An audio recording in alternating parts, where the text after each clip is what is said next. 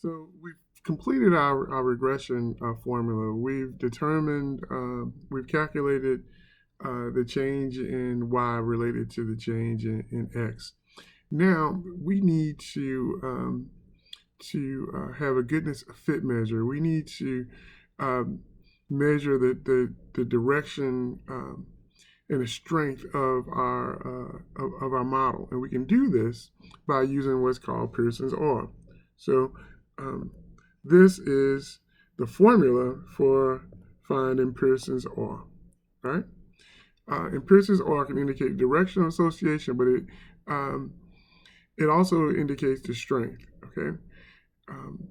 So what we also will do later on is that we will understand that Pearson's R is a coefficient of determination, which indicates a percentage of variation in the dependent variable explained by the independent variable. Okay, so we've completed the table. We just went down the line and we completed the table.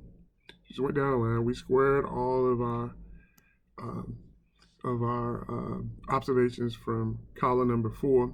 And at the end, because what we see here, is we see that uppercase sigma sign again, we simply took the sum. So now we have everything for our formula, right? If we look at it, if we just write out our Pearson's R formula, we have the numerator. The numerator is simply here, right? It's 18.32, right? Because it's here. Okay. And we have everything in the denominator, right? We already found our square of our x's, and that's here, right? At this 26.68. And we have to multiply that by what we just found for our y's at 50.68, right? And the first thing we would do is we would multiply these two things together on in the denominator, right? And that would give us 1352.14 divided into 1832, right? And then we work our way down. We would take the square root of that, and that would give us 36.77. And we divide that into 18.32. It's supposed to be an or, right? And our final answer would be 0.50, right? And what we know is that the 0.50 indicates that there is a positive relationship. So let me just write it up here clear. So our final answer is 0.50. And it's positive because it is a positive number.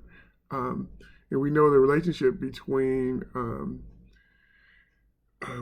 husband's, the number of children, and husband's household work is positive.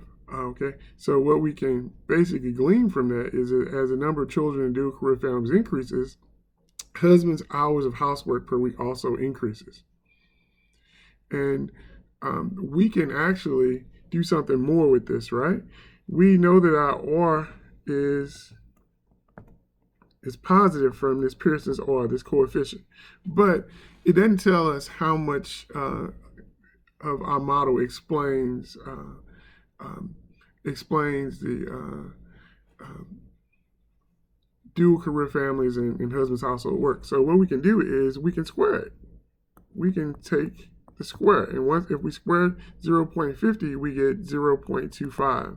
And what this means is that our model explains 25% of our question.